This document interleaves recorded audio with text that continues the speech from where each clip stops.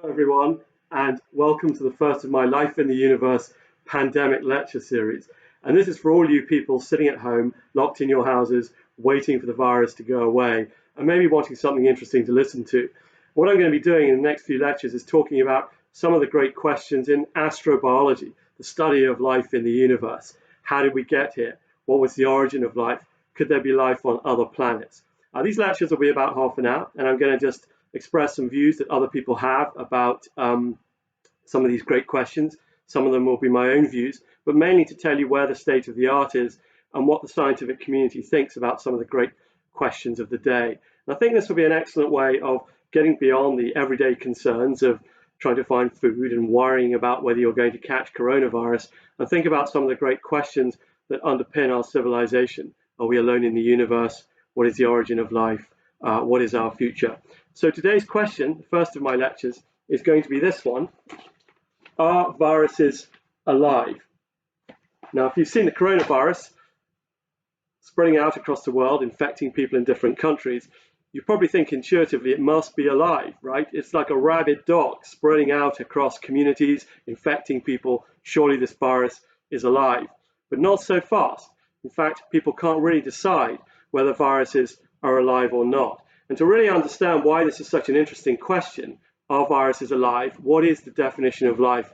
We have to go back over 2,000 years to the 5th century BC in ancient Greece. So if you will, for a moment, transport yourself back to ancient Greece and think of Aristotle, Plato, Socrates, other great philosophers thinking about the nature of life. One of the things that concern them, in the same way that it concerns us, is what is life? What is this thing that we call life? And they decided that all things in the universe were made up of different types of atoms or different types of particles, not the sort of atoms we know today, but similar to the sorts of things that we think of as atoms. And they came to a conclusion that all things in the universe were made of 4 types of these atoms, and they were earth, water, air, and fire. And the idea was that by mixing these different types of atoms together, you would end up with different things. So they looked at living things like you and me, and they saw lots of energy and activity, lots of stuff going on. Living things look like they're full of energy. So what they decided was that living things contained more atoms of fire, and that fire is what gave things that energetic unpredictability. If you look at the fire down here, you'll see that those flames are moving around unpredictably. It looks like a living thing. So if you put some of that into me, suddenly I become living and energetic. And that all seemed to work quite well. And it also provided a definition of life. Life was that material that had fiery atoms in it. And that worked for a long time until the beginnings of chemistry, when people started to mix compounds together, to squash things, to set things alight, to add things to other things that might react. And slowly but surely, chemists from the 16th century onwards, well through the Enlightenment into the 19th century, discovered that all things were made of the same sorts of atoms. Slowly but surely, the structure of the periodic table became apparent, that you could order all the elements in the universe into a nice, neat table. And what was rather inconvenient about this discovery was that all elements are the same in everything in the universe. Dogs are made of the same elements as tables. If you take a dog and you grind it up, I don't suggest you do this at home, and look and see what it's made of, you'll find atoms of carbon, nitrogen, phosphorus, and all sorts of other things as well. And if you crush up a table and you analyze what it's made of, you will also find the same sorts of things, atoms of carbon, nitrogen, phosphorus, and other things as well, depending upon whether it's made of plastic or wood. In other words, everything in the universe was made of the same atoms. And that was rather inconvenient because it meant you could no longer explain living things, life, as being full of this different type of material, atoms of fire. So what was it that was different about living things? People had to come up with a new idea. And what they did was came up with this suggestion that living things had the same atoms as tables and chairs, but they contained a special energy, an élan vital, a vital force that gave you all that energy and unpredictability that we associate with living things. So people started to do experiments. They started to make electrical machines that would inject electricity into frogs' legs, and they saw that frog's legs move. Would you put an electrode into a dead frog's legs, the muscles would contract and it would move. And they decided that what made a living thing was forms of energy that essentially made life full of this élan vital, this vital force. And that provided, again, a neat separation between the living and the non-living. And you'll notice in all of this, people are always trying to create this separation between life and not life. And that partly comes from a religious point of view. People were very keen to ensure that human beings weren't mere tables and chairs, and there was something about living things that was different from the non-living. But it also came from this sense, this imperceptible sense that living things were somehow more energetic. People couldn't quite put their finger on it. There was something different about life, something unpredictable. And so the vital force, this vitalism as it was called, was nice and convenient, because now living things like you and me could be made of the same atoms as tables and chairs, but we had a sort of energy inside us that made us different from the non-living. And this was strongly bound up with the idea of spontaneous generation, because if the only difference between a living thing and a non-living thing was the presence of some sort of special energy, then surely non-living things could be turned into living things by injecting this energy. And that's what people thought for a long time. People thought that living things came from the non-living. And there are all sorts of ideas that maggots, for example, came from meat. Before people realized that they came from flies, people thought that meat spontaneously changed into maggots.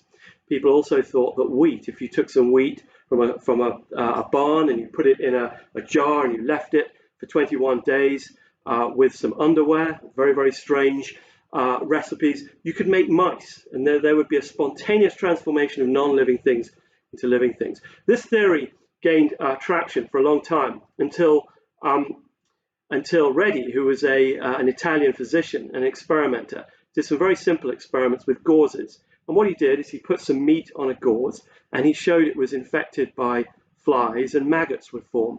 But when he put a gauze over the top of his meat that had holes in it, so the holes would allow through the vital force, he still found that there were no maggots in his meat.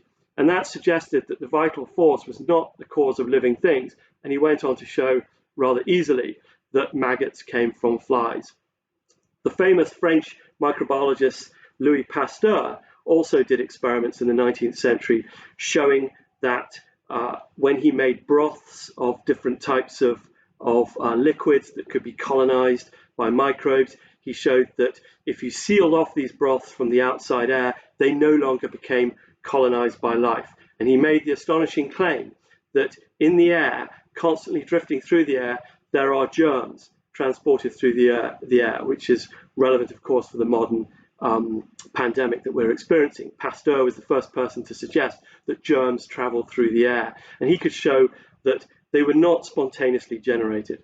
So spontaneous generation died away, and with it this idea of vitalism, that life could be transformed from non-living matter. So then we're left with a problem. Okay, there's no special atoms in biology and life. There's no special vital force. What is the difference between the living and the non-living? And without the chemistry to support this difference, people started to look for other things. They started to look at the characteristics of life that make it living. So if you think about a living thing, think about a dog, for example. If I was to ask you, what about a dog makes it a living thing? You could think about some characteristics of that animal. For example, it grows. We can see that dogs grow. A puppy grows up into an adult dog. They also reproduce. That's a very important thing. One dog meets another dog and they begat more dogs. So life reproduces, and one of the characteristics of living things that we think is that they reproduce. It's also very unpredictable. Life is an unpredictable thing. You will notice that living creatures, dogs, humans, other sorts of creatures as well, are quite unpredictable in their behavior. They seem to have complexity. So these sorts of things like growth, reproduction, and complexity seem to be the elements of living things, the things that made life different from non-life. But it wasn't quite that simple, because if you think about those different characteristics of life, you can also observe them in non-living things. So think about growth. Think about a dog growing from a puppy into an adult dog. You can also do that with non-living material. If you take a large lump of salt, table salt for example, and you drop it into a solution of concentrated table salt, that crystal will begin to grow. And so you can observe growth in crystals as well as living things. So growth isn't the only characteristic of life. If you take complexity, for example, one of the other things that I mentioned is characteristic of a living thing. Tornadoes are very complex. If you watch a video of a tornado ripping its way through a farmhouse or through a town, you'll see that its movements are very unpredictable. It's very difficult for scientists to tell you exactly where that tornado will go. So we can see unpredictability and complexity in non-living material as well, and so on and so forth. Think about metabolism. Metabolism means eating food and making energy for the various metabolic pathways that keep you alive. Well, this fire that you can see down here is also doing metabolism. It's burning gas in the oxygen in the atmosphere, and it's making carbon dioxide and water. And that's exactly what I do when I eat a sandwich. I'm burning up organic material, like the gas in this fire, in the oxygen in the atmosphere, and I'm breathing out carbon dioxide and water as waste products. So metabolism, this breaking down of materials to make energy for living things, is exactly what a fire does as well. But you wouldn't call that fire alive, would you? Yeah, this is very distinctively a non-living thing, and yet we're actually doing the same thing. The fire and myself are doing metabolism. So here's the problem. If you go through each one of the characteristics of living things, you will find exceptions. You can find non-living things that also do those self-same characteristics. And this caused a problem for people because it means that it's very difficult to define what a living thing is. And this is where our good friend coronavirus comes in. Because let's go back to that question I asked right at the beginning. Are viruses alive? Well, viruses can certainly grow in a sense, in that pieces of DNA or nucleic acid come together in a protein coat, and it comes together in little bits and puts itself together. In that sense, it's growing. But there's a problem because viruses do not reproduce like we associate with most living things, not on their own, at least. They need a cell in which to reproduce. In the case of the coronavirus, for example, it gets into your tissues and it uses those tissues to reproduce. So one of the characteristics of viruses that were discovered in the 19th century is they cannot reproduce on their own. They can only reproduce inside a proper cell that has the machinery to reproduce those viruses. In some sense, viruses are hijacking your cells and using your own cells as miniature factories to produce replicas of themselves. So they cannot reproduce on their own. And this is what led people to say, well, viruses are therefore not alive. They are outside the realms of living things.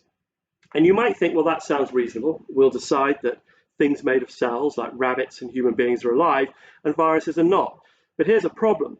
Let me ask you this question. Can a rabbit reproduce on its own? And the answer to that question is no, it cannot. A rabbit needs another rabbit. It needs to find a mate before it can reproduce. And so you could say that a rabbit is dead, and only when it finds its mate is it alive. But if you think about that for a moment, that's a bit ridiculous, wouldn't you think?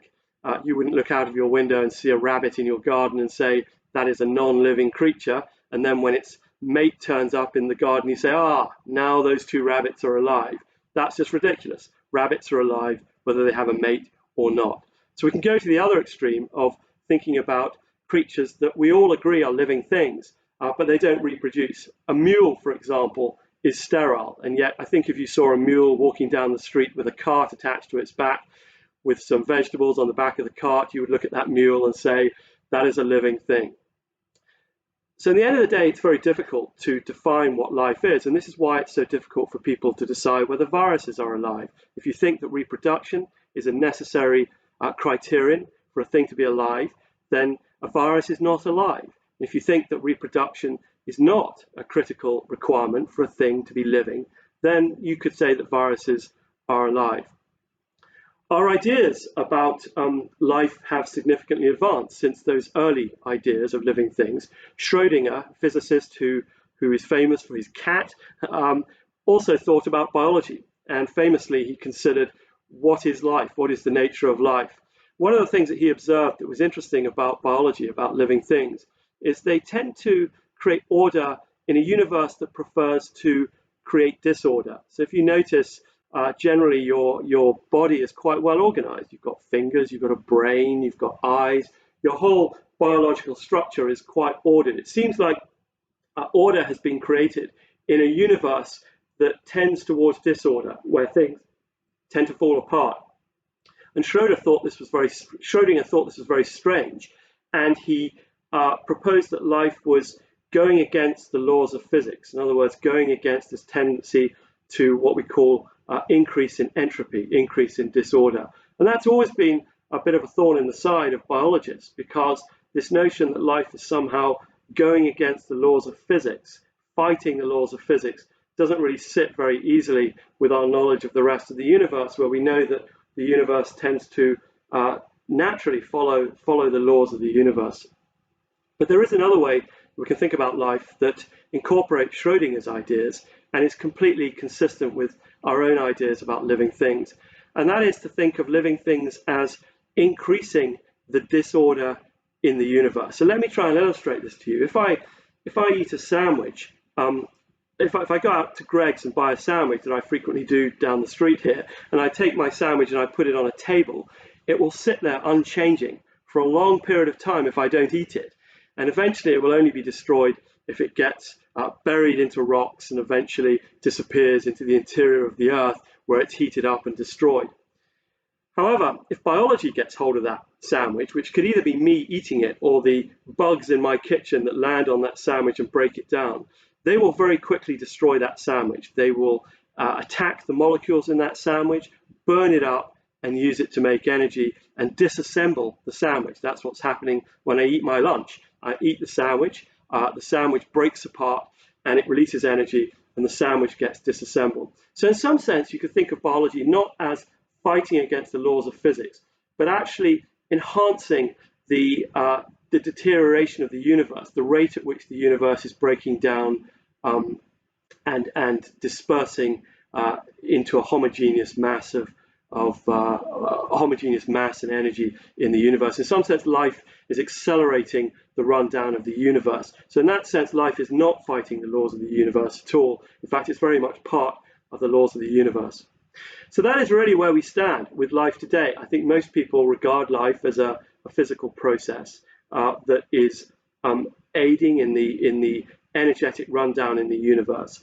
And yet, despite all that, we still find it very difficult to define life. When we come back to viruses, are they alive or are they not? Well, another way to think about it is to realize that life is really just a definition. For example, if you want to understand this idea of life as a definition, if I was to ask you, what is this chair that I'm sitting in? How would you define a chair? You would say, well, it's something with a back on it, and it's got some armrests on it. This is very clearly a chair, it's not a table. But what if I was to show you a stool in your kitchen? Now there's something that's flat, it doesn't have a back on it, but it's got legs on it. If I was to put my whiskey on top of that table, you would say, well, now it's a table. It's no longer a stool. You're using it as a table. The point is that we could go on for hours discussing what is the definition of a chair, what is the definition of a table, and we would never come to any conclusion. And the reason for that is that the word table and the word chair are human definitions. They're just words that we link to particular objects. I call this a table, a chair. I could take off the arms of this, I could take off the back, and I could therefore turn it into something that looks like a table. I could show you a stool, and I could show you that's a chair, but you could put a cup on it, or you could put some food on it and use it as a table, and then you might redefine it as a table. Maybe life is the same thing. Maybe it's just a word that we attach to certain types of matter that do interesting things. So if you want to consider those things that reproduce and grow and show complexity and evolve as being living things, then that's your definition of life.